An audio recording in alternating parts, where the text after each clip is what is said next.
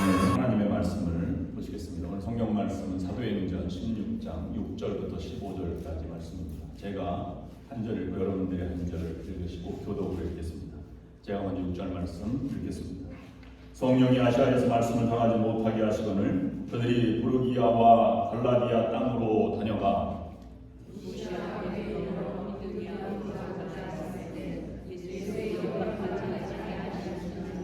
무시아를 지나 드로아로 내려갔는데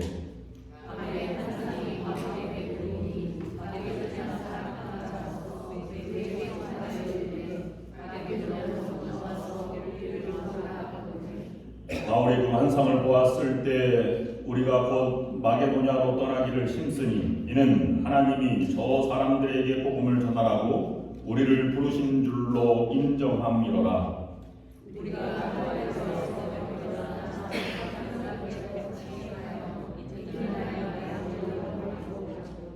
거기서 빌립보에 이르니 이는 마게도냐 지방의 첫 성이요 로마의 식민지라. 이 성에서 수일을 유하다가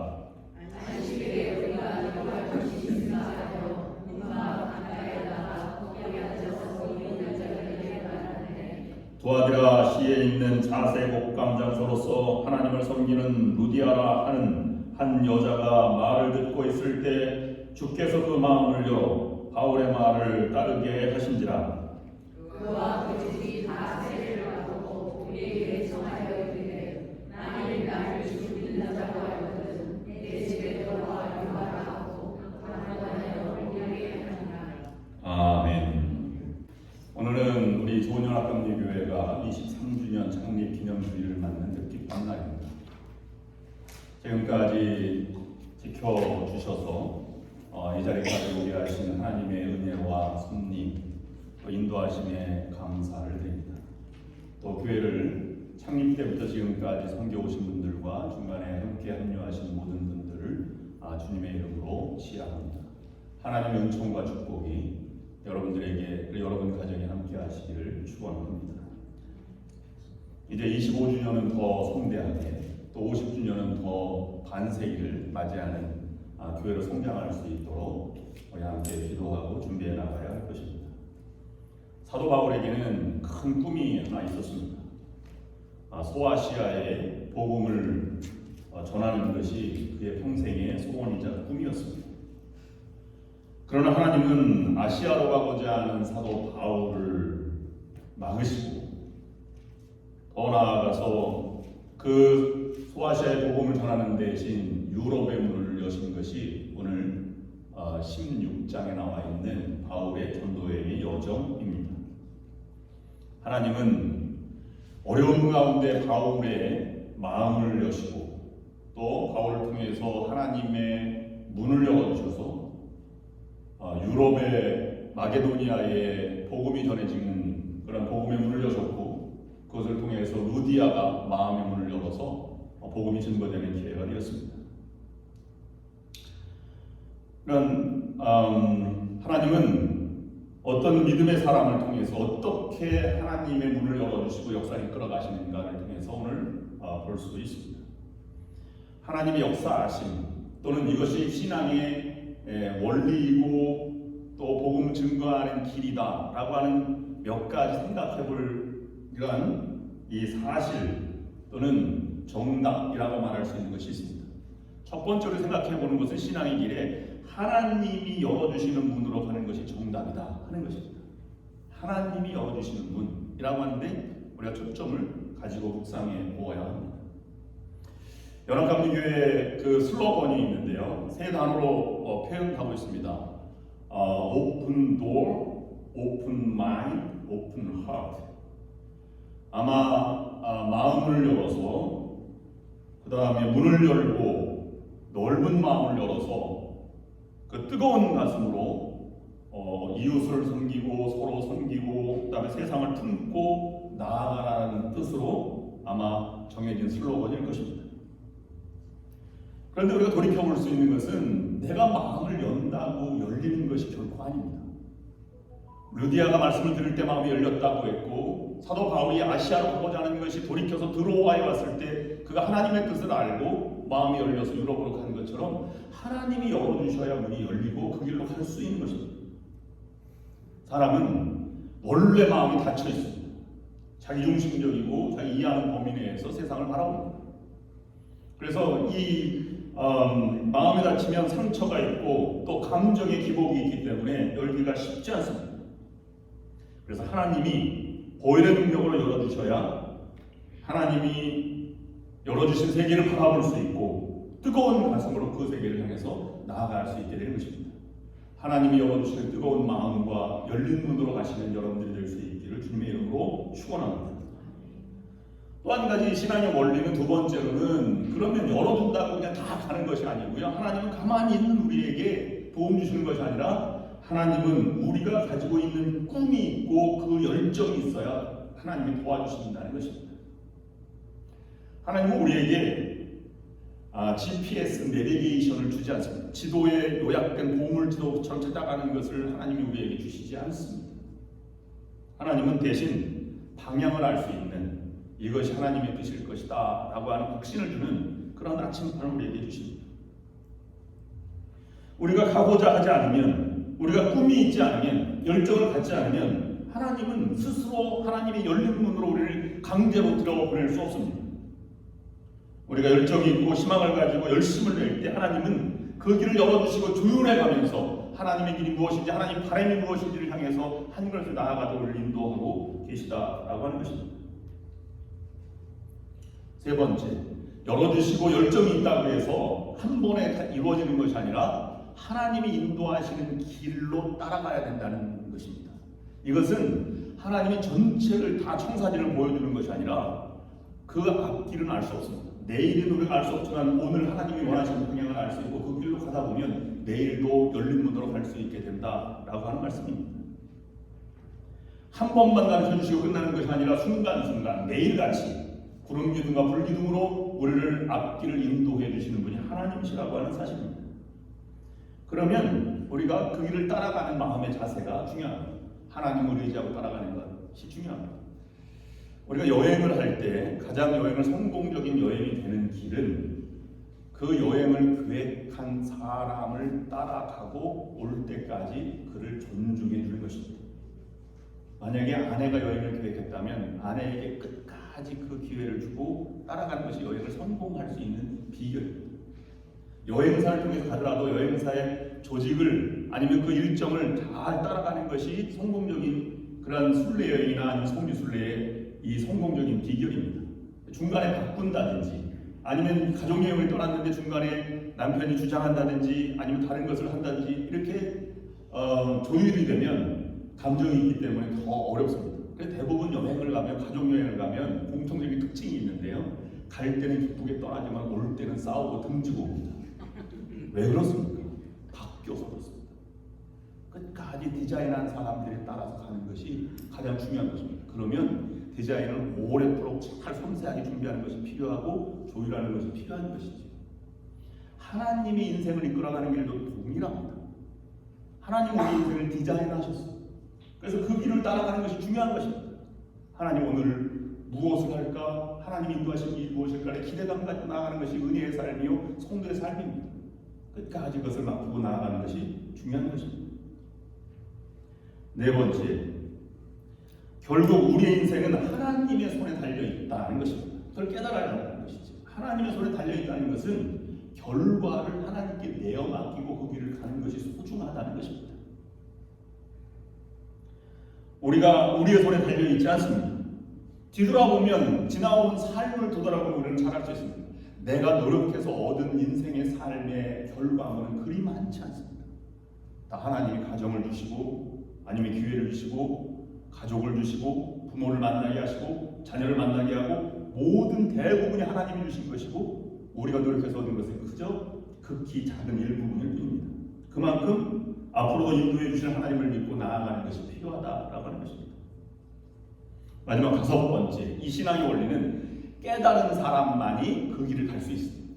그냥 내어 맡기고 간다는 것도 물론 소중하지만 그러나 그 길에 하나님이 인도하심이 정말 소중하고 나를 더 좋은 길로 인도하시고 천국까지 인도하시는 분이시라고 하는 걸 깨달을 때 더 기쁨으로 그 길을 갈 수 있습니다.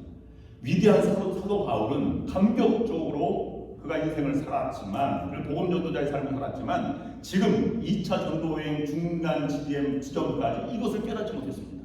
오늘 이 말씀을 깨닫고 새로운 눈으로 가게 되었다는 것을 오늘 성경 말씀해 주고 있는 것입니다. 여러분, 사도 바울이 누굽니까? 다메섹으로 가는 도중에 그는 예수를 만났습니다. 인생의 큰 변화의 순간을 맞이할 것이죠. 여러분 아십니까? 사도 바울이 복음을 받아들이고 한 번도 하나님을 의심하거나 한 번도 뒷걸음치거나 하나님을 떠나서 살고자 했던, 주님을 한 번도 배반하지 않은 사람이 사도 바울입니다. 신실한 종이시죠. 그는 회심한 다음에 이것이 하나님의 뜻일까라고 생각해서 아라비아 사막으로 가서 3년 동안 그 묵상을 하고 수도를 했습니다. 그럼 다시 돌아올까 했는데 돌아오지 않았습니다. 다소라고 하는 자기 고향에 들어가서 11년 동안 집거했다고 성경 기록하고 있습니다. 여러분, 11년이면 작은 세월입니까? 총 14년 만에 그는 바나바의 인도로 안디옥 교회 담임 목사로 초빙을 하고 갔을 때 회심한 다음에 14년입니다. 그 정도면 우리는 훈련 받았다, 충분히 인정받았다, 내가 당신의 신앙을 알고 당신의 이 하나님이 목회자로 세우신 것을 안다 라고 할 만큼 충분한 인정을 받았습니다. 그런데 그는 그 과정 가운데 신비 체험도 하였고 천국에도 3번이나 갔다 온 사람이 되었습니다. 수도사와 같은 영적인, 정말 위대한 사도요, 영적인 지도자입니다. 그런데 이 위대한 사도 바울이 오늘에야 하나님이 인도하심이 어떠한 것인지, 하나님이 열어주시는 분은 어떤 분인지를 이제야 깨닫다는 사실을 우리에게 전해주고 있는 것입니다. 우리도 최선의 일이라고 생각하고 그 일을 하다가 그것이 어떤 이유에서든지 막히면 주님께 기도하고 기도해보고, 또 하나님의 뜻이 어디에 있는지를 살펴보고 묵상하고 주님께 말씀하는 길을 따라가야 할 것입니다. 오늘 본문은 이 과정을 우리에게 보여주고 있습니다. 이런 원칙은 우리가 다 알아요. 하나님을 따라가겠습니다. 말씀만을 따라가겠습니다. 모든 결과도 앞으로 순간순간 하나님의 은혜로 살아가겠습니다. 내가 하나님이 우리의 선한 길로 인도해 주심을 믿습니다 라고 하는 정답은 알고 있지만, 사도 바울의 오늘 본문 속으로 들어가서 그의 심정에 들어가면 약간 다르게 다가옴을 느낍니다. 오늘 그것을 한번 묵상해 보려고 합니다. 첫 번째로, 바울이 하고자 하는 일을 받으셨다, 이렇게 6절 7절 말씀을 우리에게 말씀해주고 있습니다. 하고자 하는 일은 본인이 원하는 길, 하나님께 기도하고 이 길을 얻고 왔습니다. 그는 바나바와의 결별을 하고 마가와 실라 이런 누구를 데려갈까라고 하는 것 때문에 다툼이 일어나서 그는 서로 헤어져서 이제 바울은 실라를 데리고 2차 전도여행을 떠나지 않습니다. 이런 큰 전도의 비전을 안고 시작한 아시아에서 2차 전도여행을 떠날 때 놀라운 일이 바로 벌어졌습니다. 모든 일들이 다 형통하도록 되어 준비된 것만 같았습니다. 그래서 사도행전 16장 오늘 본문 바로 앞절 5절 말씀이 이렇게 기록하고 있습니다. 여러 교회가 믿음이 더 굳건해지고 수가 날마다 늘어가니라 라고 기록하고 있습니다. 얼마나 잘 되어가는지 가는 곳마다 교회가 세워지고 변화가 일어났습니다. 그런데 감격적인 마음과 쉽지 않은 열정의 선교적 열정을 가지고 더 중심지인 비두니아라고 하는 지역으로 중심지를 향해서 서북 쪽으로, 내륙 쪽으로 아니면 지중해 쪽으로 이렇게 올라가는 그런 과정 가운데 있는 이 사도 바울의 문이 열리지 않게 되었습니다. 지금까지 성공적이었는데 앞으로 교회가 더 열정적으로 나아가려고 하는 걸 막으셨다는 것에 저는 해석을 이렇게 해보았습니다. BCD 안디옥에서 전도할 때 온 시민이 다 모일 정도로 모였다는 표현이 바로 직전에 나옵니다. 그런데 그렇게 많이 모였던 것이 새롭게 전도하러 갔더니 회심자가 나타나지 않았다, 열매가 없었다라고 기록하고 있습니다. 아마 교회가 세워지기는커녕 듣는 사람도 그렇게 감동적으로 변화가 없었다는 것을 말씀해주고 있는 것입니다. 열심히 이전보다 더 열정적으로 설교했는데도 불구하고 냉랭한 모습을 가르쳐서 문이 닫혔다라고 하는 것이 아닐까 하는 생각을 해봤습니다. 열매가 없었다라고 하는 것을 오늘날 상황으로 바꾸어서 묵상해 보았습니다. 우리가 신앙이 잘, 믿음이 좋고 신앙생활을 잘하고 있다는 평가, 내 그런 평가나 아니면 결과를 어떻게 알게 됩니까? 여러분, 믿음의 열매, 신앙의 열매가 여러분 삶 속에서 무엇입니까? 그것은 제가 볼 때는 기쁨과 평안입니다. 신앙생활 잘하고 있는 것은 평안한 마음이고 기쁨입니다. 그래서 성령의 열매는 갈라디아서 5장 22절 맨 첫 번째 이렇게 말합니다. 오직 성령의 열매는 사랑과 희락과 화평과 오래 정금과 자비와 양성과 충성과 온유와 절제. 뒤에 부분을 잊어도 맨 처음에는 사랑, 희락, 평안입니다. 평안입니다. 그것이 성령의 열매입니다.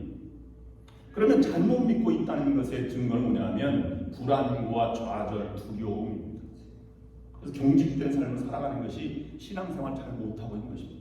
주로 이단들이 이런 두려움을 많이 강조한다 이렇게 얘기도 합니다.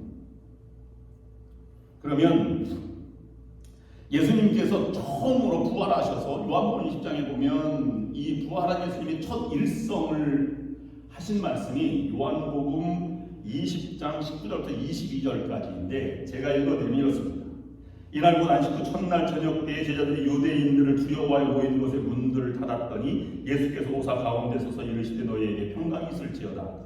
이 말씀을 하시고 손과 옆구리를 보이시니 제자들이 주를 보고 기뻐하더라. 예수께서 또 이르시되 너희에게 평강이 있을지어다. 아버지께서 나를 보내신 것 같이 나도 너희를 보내노라. 이 말씀을 하시고 그들을 향하여 숨을 내쉬며 이르시되 성령을 받으라. 주님께서 두려워하는 제자들에게 나타나서 처음으로 하신 말씀이 제자들이여 평안할지어다. 그리고 성령을 받으라. 평안은 하나님의 은혜요 성령의 결과입니다. 그래서 은혜 받고 성령 받은 사람은 천사 같은 얼굴이 되어서 스데반이 죽을 때도 천사 얼굴 같이 된 것과 같은 이치입니다. 오늘날 마귀가 시장을 열어서 정욕, 기만, 자랑, 시기 이런 모든 도구에 가격표를 붙여 놓았다고 합니다.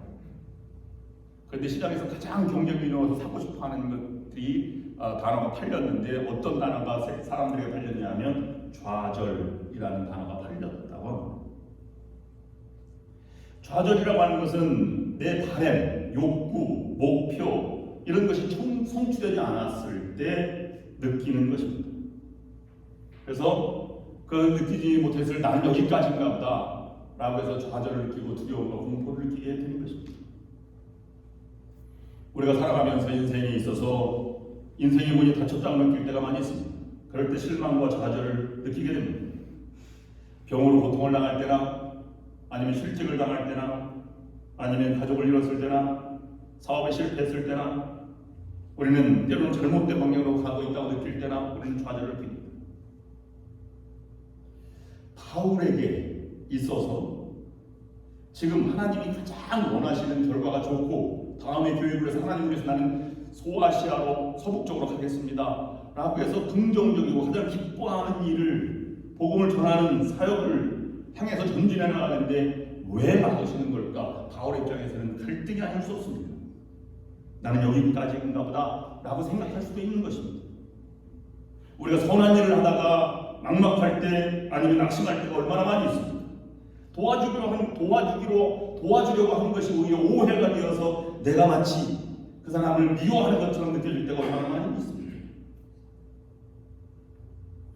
그럴 때 좌절을 느끼기도 합니다만 여러분 좌절 느끼지 마시기 바랍니다.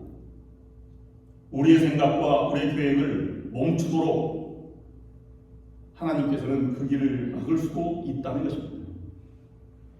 때로는 인생의 좋은 기회들이 닫힌 것처럼 느껴질 때가 있습니다. 그러나 하나님은 우리를 통한 사역을 성취하기 위해서 일단 우리의 문을 닫으신다는 사실도 있음을 우리가 인지해야만 합니다. 사도 바울은 충분히 좌절을 느낄 수 있는 상황에도 불구하고 그것을 달리 해석을 했습니다. 하나님은 어떤 것을 준비하실까라고 하는 것입니다. 이사야서 55장 9절 말씀에 보면 이렇게 이사야가 노래합니다. 이는 하늘이 땅보다 높음 같이 내 길은 너희의 길보다 높으며 내 생각은 너희의 생각보다 높음이니라. 그 하나님을 믿고 따르는 것이 신앙의 길입니다. 이유 없이 포기할 수밖에 없는 상황에 도달했을 때 우리는 좌절을 끼기 전에 세 가지를 반드시 묵상해 보아야 합니다. 내 영적 상태가 다른지, 아니면 내가 문제가 없으면 하나님이 다른 길을 계획하고 계신 것은 아닌지, 아니면 내가 평강을 누리고 감사가 아직도 남아있는지, 이것을 우리가 생각해보고 하나님의 길로 나아가는 자세를 가져야 할 것입니다. 사도행전 16장 6절 7절 말씀 보면 이렇게 기록하고 있습니다. 성령이 아시아에서 말씀을 전하지 못하게 하시거늘 그들이 부르기아와 갈라디아 땅으로 다녀가 무시아 앞에 이르러 비두니아로 가고자 애쓰되 예수의 영이 허락하지 아니한지라. 우리는 계획한 것이 이루어지지 않으면 고집을 향해서 나아가기도 합니다. 그러나 바울은 그러면 하나님이 열매가 없으니까 그냥 바울이 그러면 간단히 하나님 다른 길을 원하시나 보다 돌아와서 다시 유럽으로 바로 간 것이 아닙니다.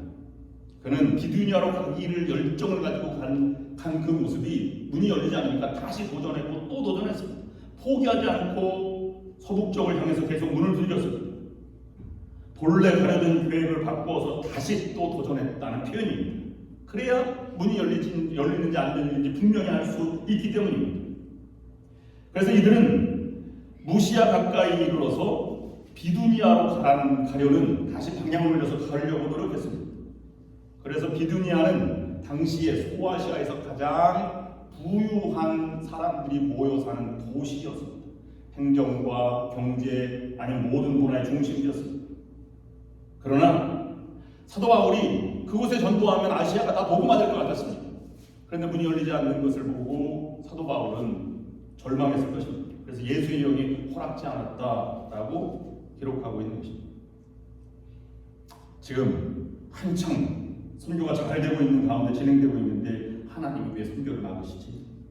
오히려 이 부유한 도시에서 복음을 전하면 더 복음화가 잘 이루어질 텐데, 그런데 하나님의 뜻은 아무리 부유한 비두니아라고 하더라도 세계 문화의 중심지인 로마를 가기를 원했다는 것은 나중에 알게 됩니다.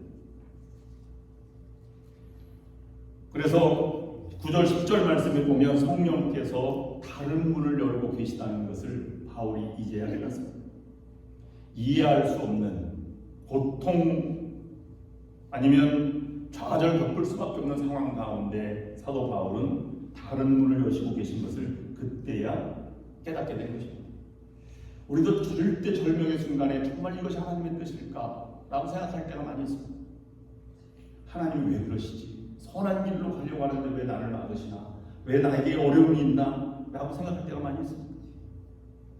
오늘 본문 말씀을 보면 사도 바울의 번뇌와 좌절 아니면 갈등, 기도 이런 모든 것들을 느껴서 이 전도자의 이 승리하는 막 승승장구하는 길을 가로막고 있는 이 순간에 사도 바울의 모습이 어땠을까를 묵상해봅니다. 저는 이 본문 말씀에서 모세가 소명을 받고 가시나무 떨기에 소명을 받고 십보라 자기 아들과 아내와 함께 애굽으로 가는 과정 속에 사막한 가운데에서 숙소에서 하나님이 모세를 준비하셨다 하는 장면과 겹쳐 생각이 되었습니다. 모세는 하나님의 부름 받았습니다. 내가 어떻게 거길 갑니까? 나는 말도 둔하고 가진 것도 없습니다. 내가 지팡이가 있지 않느냐? 내 형 아론이 있지 않느냐? 너는 불고 가서 내 백성 이스라엘을 보내달라라고 바로에게 요구하라. 이렇게 부릅니다. 그래서 그는 지금 살인자로 도망온 지 40년 지났습니다. 다시 그곳에 가면 잡힐지도 모르고 지금 홀로 간 것이 아니라 자기 가족 십보라와 아들도 있습니다. 근데 숙소에서 그를 죽이려고 하는 하나님이 그를 죽이려고 하셨다. 그러니까 십보라가 자기 아들의 표피를 잘라서 이 모세 앞에 던져서 이렇게 얘기합니다. 이는 내 피난품입니다. 그랬더니 하나님의 살인의 의도를 사라지고 죽이려 하는 손을 거두셨다. 이렇게 출애굽기 4장 24절부터 26절을 그렇게 기록하고 있습니다. 하나님 왜 모세를 죽이려고 할까요? 그가 신앙이 잘못해서 그랬습니까? 아닙니다. 지금 모세는 애국으로 가는 것이 그냥 여행 삼아 가족 여행 하는 것입니까? 아닙니다.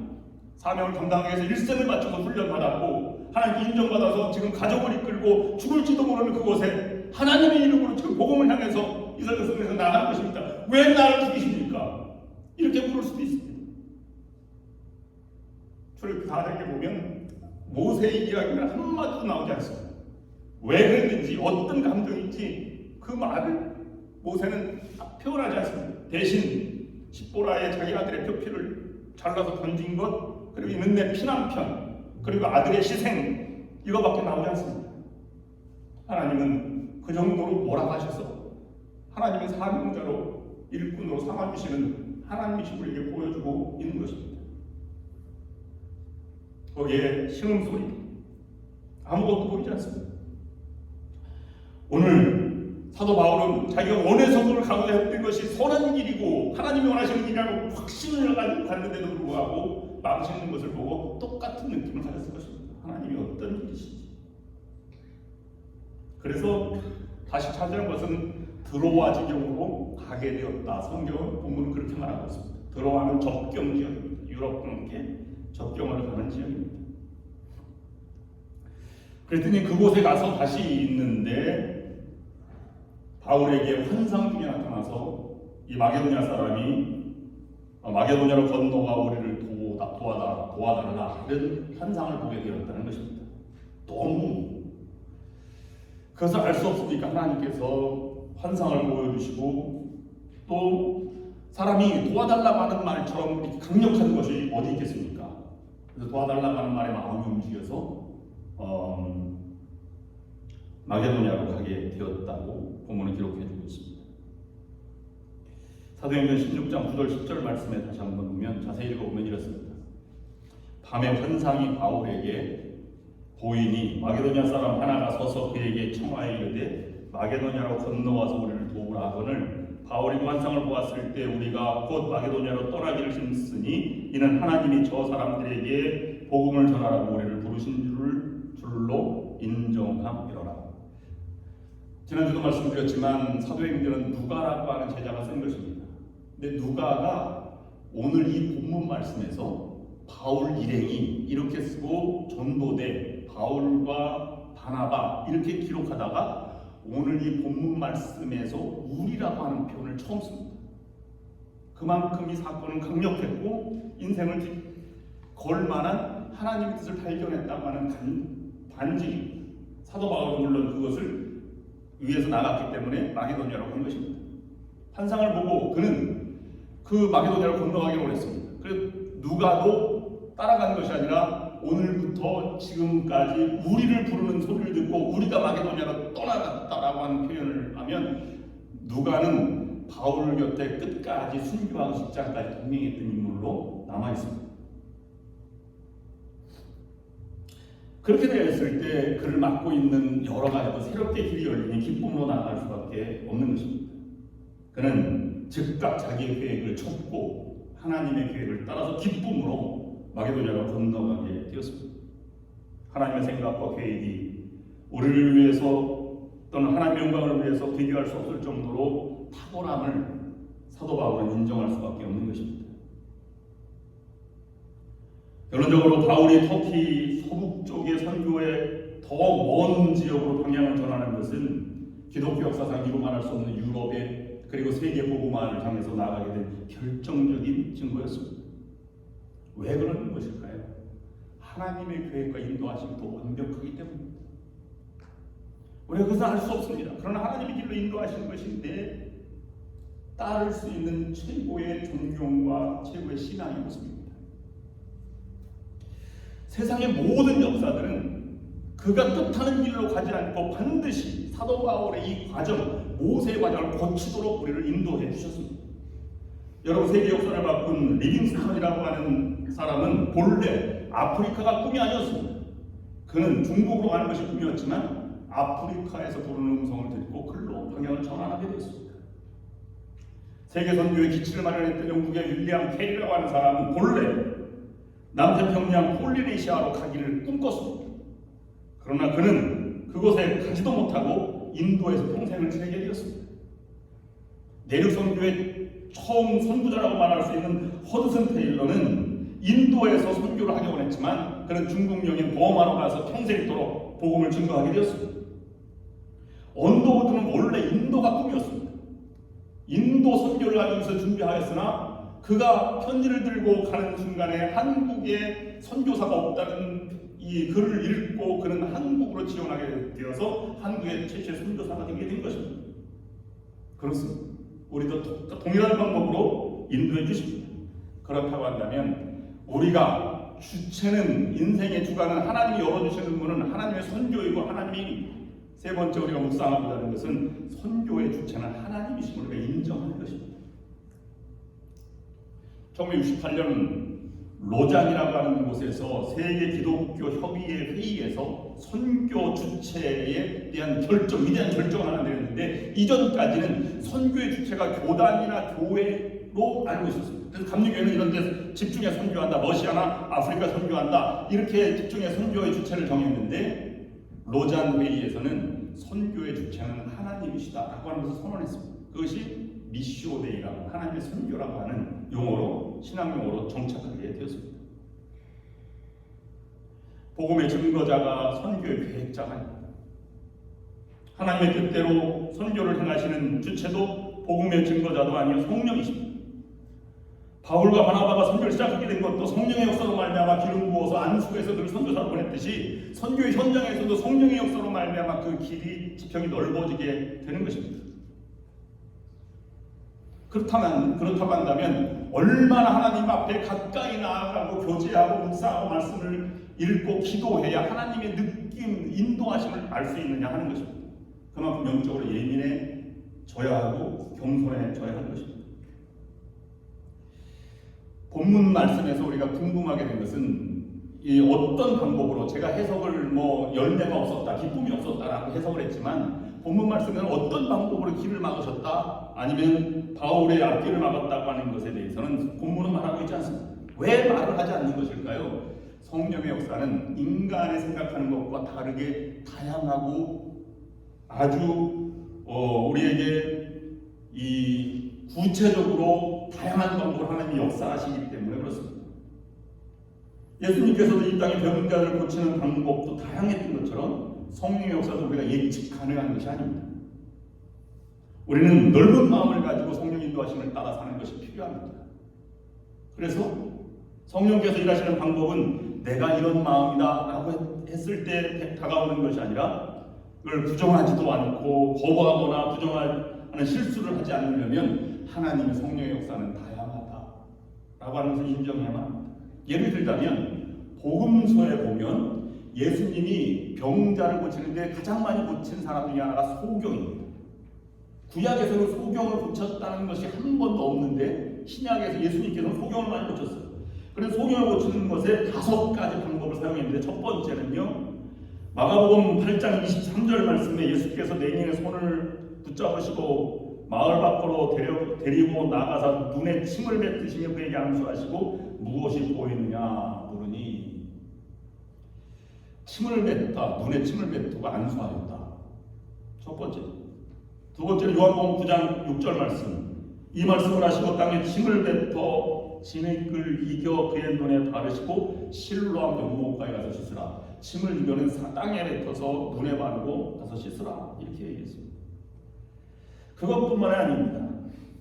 마태복음 20장 34절 말씀 보면 예수께서 불쌍히 여기사 그들의 눈을 만지시는 것 보게 되어 그들이 예수를 따르니라. 눈을 만지니까 소경이 뜨게 되었습니다. 마태복음 12장 22절 말씀 보면 그때 귀신 들려 눈 멀고 말 못하는 사람을 데리고 왔거늘 예수께서 고쳐주심에 그 말 못하는 사람이 말하여 보게 된지라. 그냥 소경을 그냥 고쳐주었습니다. 마가복음 10장에서 보면 이 바디메오에게 안수도 하지 않고 아무것도 안 했습니다. 그런데 대화 중에 그냥 눈이 떠지게 됐습니다. 예수께서 이르실 때 가라 내 믿음이 너를 구원하느니라 하시니 그가 곧 보게 되어 예수를 길에서 따르니라 라고 기록하고 있습니다. 왜 이렇게 다양하게 고치는 장면이 다르게 나올까요? 예수님의 역사는 일관되지 않고 성령의 역사는 각각 다양하게 본인의 구체적으로 다른 방법으로 임한다라고 하는 것을 우리에게 보여주시고자 하는 것입니다. 그러므로 우리는 믿어지지 않거든 믿음을 달라고, 그것을 믿음을 달라고 기도해야 할 것입니다. 성령의 역사인지 아닌지 분별할 수 없거든 부정하지 않고 분별할 수 있는 눈을 달라고 기도하는 것이 우리의 신앙의 순서입니다. 우리들이 마치 하나님이나 된 것처럼 너무나 쉽게 이것은 성령이다 아니다 판단할 수 없다고 하는 것입니다. 그런 눈을 봉하지 않아야 할 것입니다. 우리는 너무 많은 것을 우리가 판단하고 예측하고 살아갑니다. 깨달을 때까지 우리가 무릎 꿇고 기도하는 신앙의 자세가 필요합니다. 바울도 환상을 통해서 성령의 인도하심을 깨달아 즉시 순종했습니다. 그래서 16장 10절 말씀에 이렇게 기록하고 있습니다. 바울이 그 환상을 보았을 때 우리가 곧 마게도냐로 떠나는 길을 신으니 이는 하나님이 저 사람들에게 복음을 전하라고 우리를 부르신 줄로 인정함이라. 성령으로 인도하심을 따라 기쁨으로 행했다는 것을 우리에게 보여주고 있는 것입니다. 그렇다면 우리가 할 일은 마음을 열고 인내하는 자를 통해서 하나님은 역사해 주신다는 것입니다. 하나님은 인내하는 일꾼을 반드시 도우십니다.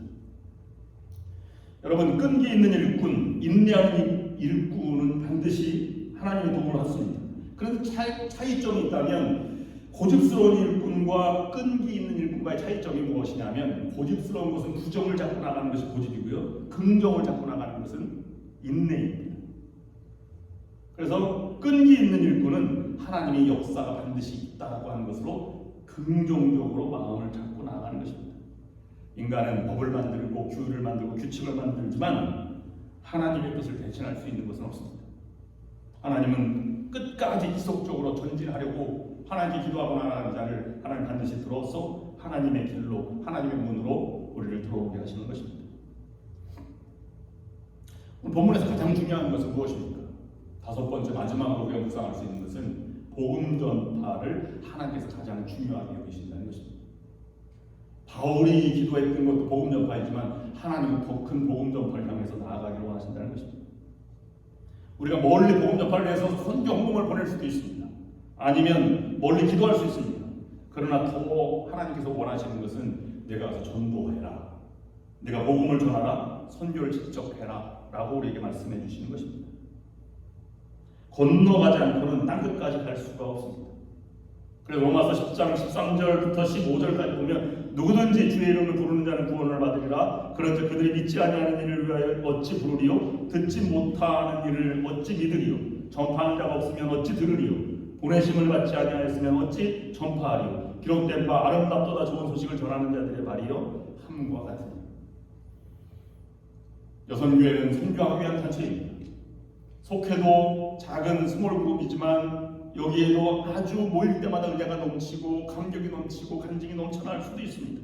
그런데 그것이 전도와 선교로 이어지지 않는다면 그 모임 자체는 하나님 원하시는 모임이 아닐 것입니다. 이 말씀은 우리가 그러면 모든 걸 뒤로 하고 선교만 하면 된다라고 하는 말이 아닙니다. 아니면 전도나 선교만 하면 된다는 그런 말도 아닙니다. 이 모든 일을 함에 있어서 이런 관점으로, 전도와 선교적 관점으로 일하는 것이 필요하다고 하는 것입니다. 한 무리의 단체 관광객들이 여행을 하고 있는데 여행할 때마다 가장 어려운 것은 뭐냐면 산이나 아니면 이 그레이시어, 빙하를 할 때 이렇게 크레바스를 넘는 게 가장 어렵다고 합니다. 그런데 정상쯤에 올라와서 큰 계곡을 넘어야 하는 상황이 맞닥뜨렸습니다. 안내자가 먼저 가서 한 발짝도 안 되는 거리를 넘어갔지만 그 다음 사람은 낭떠러를 들고 건너 다리에 힘이 풀려서 건너지 못하고 있을 때 안내자가 이렇게 말했다고 합니다. 선생님, 제 손을 잡으십시오. 제가 선생님 아무 걱정할 필요 없습니다. 저는 한 번도 누구도 떨어뜨려 본 적이 없습니다. 그 말을 믿고 여인의 그릇을 건너기 시작한 것이죠. 인생을 돌아보면 사도 바울과 같은 절대 절망의 순간도 우리가 경험하게 됩니다. 그것보다 더한 것도 우리가 경험하게 되죠. 갈라진 틈이 있습니다. 떨어질 것, 나락같이 떨어질 것 같습니다. 그럴 때 우리 앞에 나타나는 손이 있습니다. 주님의 피 묻은 못자국난 손입니다. 그 손을 잡고 넘어가는 순간에 우리는 새로운 세계를 만날 수 있는 것입니다. 우리가 기도를 하지. 기도의 맨 처음에 하는 것은 응답을 받는 것이 아닙니다. 어떤 큰 능력을 받는 것이 아닙니다. 기도의 첫 번째는 여러분 교회 예배당에서 올 때 기도하면 어떤 생각이 드냐면 참 좋다. 하나님의 품이 참 평안하다 이렇게 느낍니다. 기도의 첫 출발은 위로입니다. 그래 잘한다. 내가 너를 듣고 있다. 내 소리를 듣고 있다. 그것이 다가 아닙니다. 두 번째는요. 그러면 위로하면 용기를 주십니다. 다시 일어서라. 내가 손잡아 일으켜주마. 세 번째는 하나님의 인도하는 길로 기쁨으로 가는 것입니다. 여러분 기도한다고 해서 해답이 얻어지고 방향이 정해지는 것이 아닙니다. 기도는 믿음을 주게 하고 믿음의 능력을 가지고 그 길을 행할 수 있도록 힘을 주시는 것이 하나님입니다. 그러면 여러분 인생의 문이 닫혔다면 새로운 하나님이 여시는 그 문으로 들어가는 여러분들이 될 수 있기를 바랍니다. 그래서 우리 교회도 하나님 인도하시는 또 다른 세계를 향해서 나아가는 우리 좋은 연합감리교회와 여러분들이 될 수 있기를 주님의 이름으로 축원합니다. 이제 호요석 장로님께서 영어로 요약해서 말씀을 전해주시겠습니다.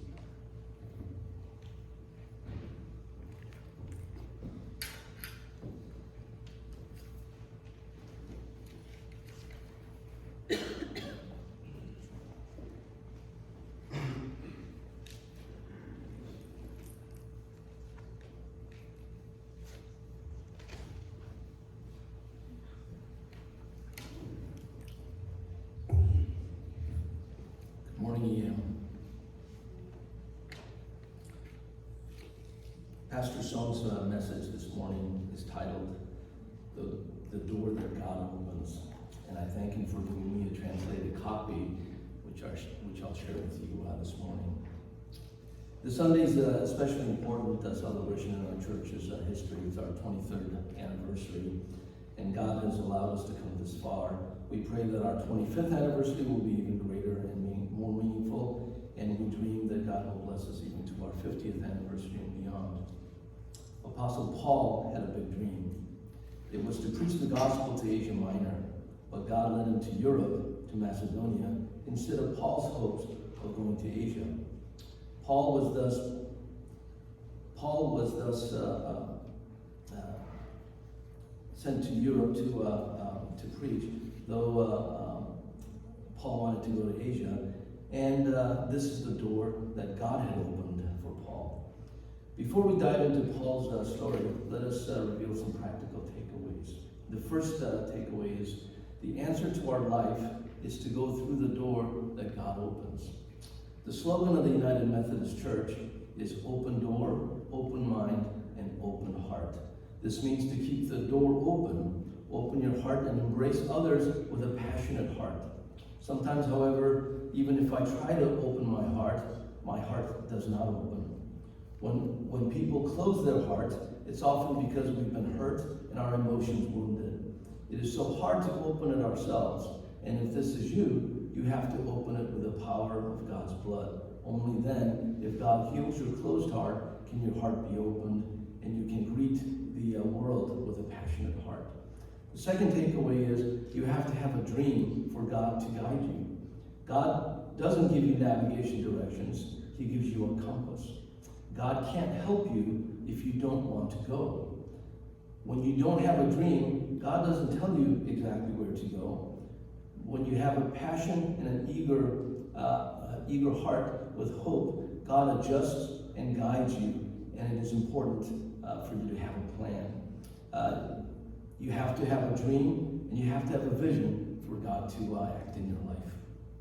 The third takeaway is you have to follow that path. You have to follow the path that God takes you on. This is one clear principle of traveling. If you have to, if you go on a travel, you have to follow the person who planned and designed the trip. If you change the trip hosted by a travel agency at the last minute because you want to do something different, you could ruin the trip completely. You have to trust the person who planned and designed the trip. You have to leave it to them. The same goes for trips with our church or trips with your friends. You have to leave it to the friend or the leader who planned that trip and scheduled all the events. The same goes for our family vacations as well. If your husband plans the trip, you must follow his plans. And if your wife planned the trip, you must follow the plans with her. This ensures that the trip goes smoothly. Of course, you must consult one another as you come up with these plans, but one must give and take and learn from each other and follow the design. Even if it's tiring, you must understand each other. If you are stubborn in your own thoughts or ideas, you can ruin the trip entirely. Why is this? Because the designer and the director of the trip would know the most details regarding that trip. In the same way, who is designing and planning our life? Is it God? Then we must entrust our life's journey to God because He knows the journey of our life better than we can. The fourth takeaway is your life is in God's hand. The future of our church is also in God's hand. The reason we have to follow God is that our lives are not in our own hands. God puts all the gifts in our lives so that we can truly mature into our strong and sweet lives. But God wants us to realize that our lives are not in our own hands, and He wants us to rely on God, the ruler of our lives. The reason why God wants us to believe and rely on God is simple, because when we believe, know, love, and rely on God, the ruler of our lives are given the fullness of God's happiness.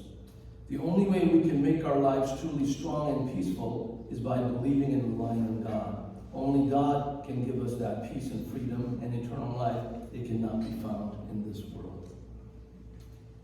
The great apostle Paul realized God's truth only in the midst of a life as an evangelist.